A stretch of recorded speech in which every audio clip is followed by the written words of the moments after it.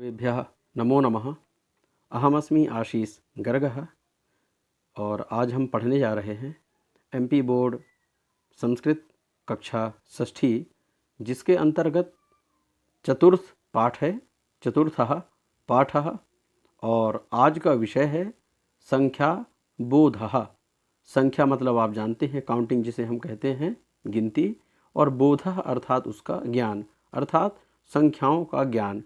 तो इसमें संस्कृत में जो संख्याएं होती हैं, तो लिंगों के अनुसार संस्कृत में एक ऐसी व्यवस्था है कि पुल्लिंग, स्त्रीलिंग और नपुंसकलिंग, इनमें जो संख्याएं होती हैं तो उनकी गणना भी अलग अलग तरीके से की जाती है, ताकि उनका हम जो एक क्लासिफिकेशन है वो हम अच्छे तरीके से कर पाएँ, उनका हम प्रयोग अच्छे से कर पाएँ।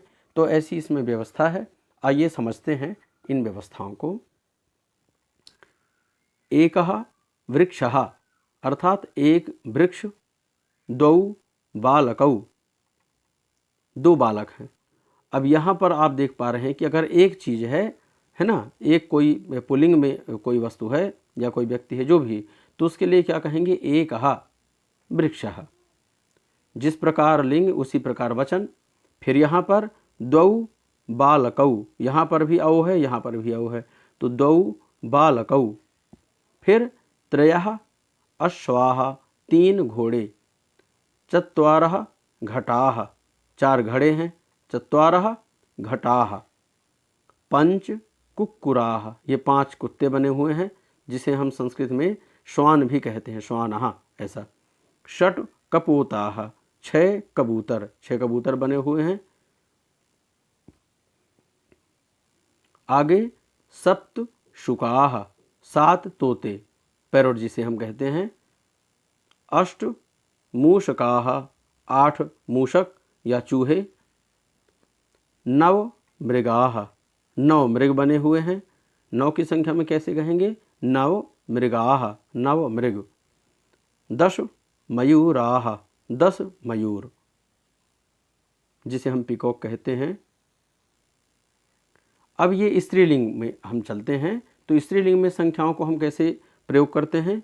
जैसे एक बालिका है, वहाँ पर पुल्लिंग में हमने देखा था एकः वृक्षः था, एकः बालकः, एकः वृक्षः, एकः तडागः, इस प्रकार। अब यहाँ जो स्त्रीलिंग में हम गणना करेंगे तो इसका प्रारूप किस प्रकार से होगा ये समझेंगे हम।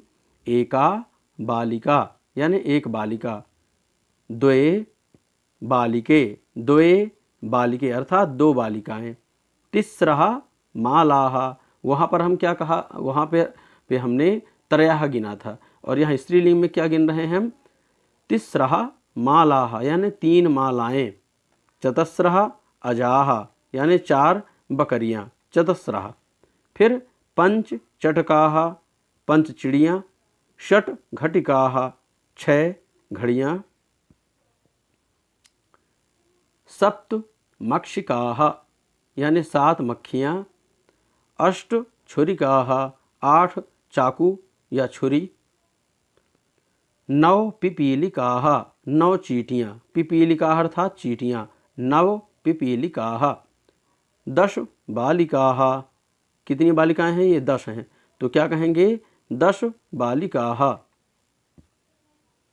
अब हम चलते हैं नपुंसकलिंग की तरफ, ठीक है। तो सबसे पहले क्या था? एकः, फिर क्या आया? एका, और अब क्या आया? एकम, ठीक है। नपुंसकलिंग में चूंकि यहाँ पर जैसे लिखा है हलम, तो संख्या भी उसी प्रकार से बोली जाएगी। तो क्या कहेंगे?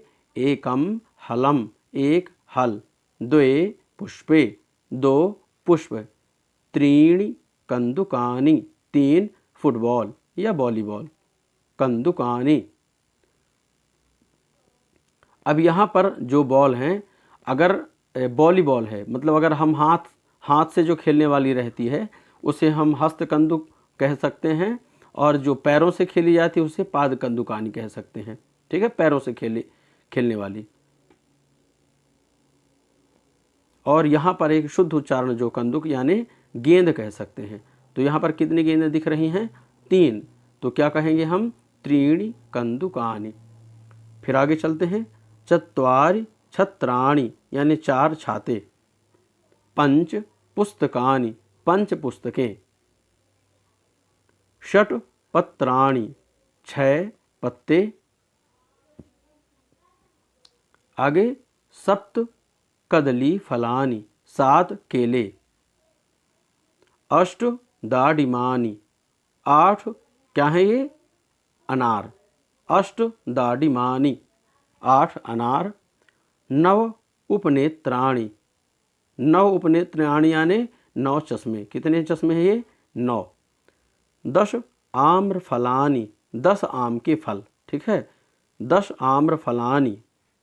तो इस प्रकार से हमने तीनों लिंगों में गणनाओं को करके और उनके प्रयोगों को हमने समझा। अब यहाँ पर हम देख पा रहे हैं पुल्लिंग, यानी पुल्लिंग में क्या क्या, पुल्लिंगे, स्त्रीलिंगे और नपुंसक लिंगे।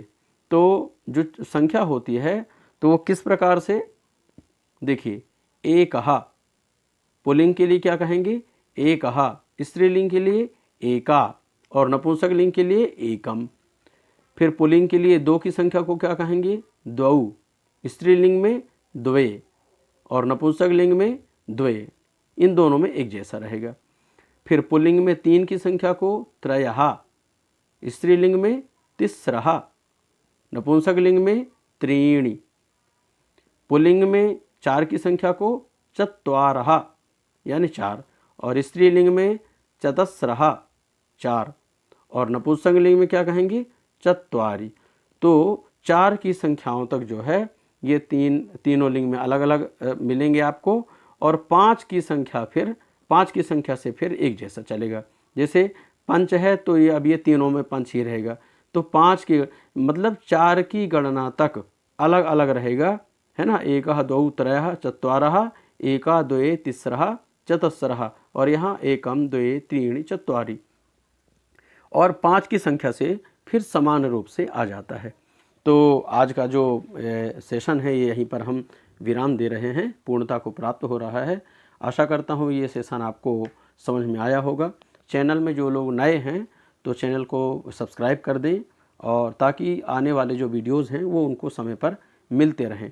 तो अगर आप लोगों के मन में किसी भी प्रकार की संस्कृत से संबंधित किसी भी प्रकार की कोई जिज्ञासा है तो आप कमेंट बॉक्स में पूछ सकते हैं, उनका समाधान किया जाएगा।